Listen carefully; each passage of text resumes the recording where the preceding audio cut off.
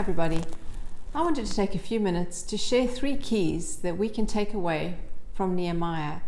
I shared these in Sunday's sermon, but they were good reminders to me as to what I can do when faced with pressure. I hope they'll be helpful to you.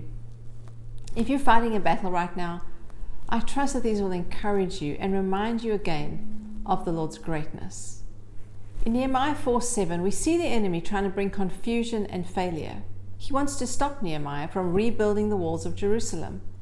He's one who's always wanting to bring destruction, but our God is a God of restoration. You see, Jesus loves to rebuild the broken places in our lives. The enemy wants us to believe that our wounded places cannot be healed. But Nehemiah's response to the enemy's taunts and discouragement was prayer. Listen to Nehemiah 4:7. But when Sanballat, Tobiah, the Arabs, the Ammonites, and the people of Ashdod heard that the repairs to Jerusalem's walls had gone ahead and that the gaps were being closed, they were very angry, and they plotted together to come and fight against Jerusalem and stir up trouble against it. This is what Nehemiah said. But we prayed to our God and posted a guard day and night to meet this threat.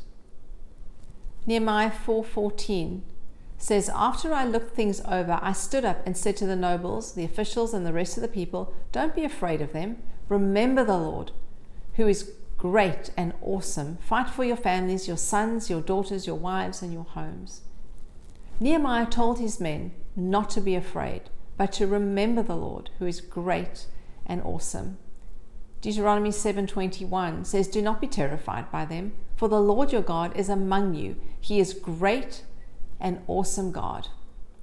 Psalm 66:3, say to God, how awesome are your deeds. So great is your power that your enemies cringe before you.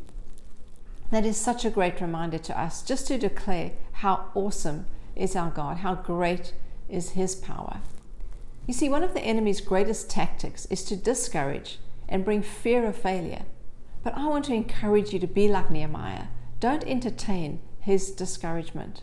Rather seek the Lord's presence and remember that your God is so much bigger. Let's not forget that he won the victory and defeated the enemy when he rose from the dead.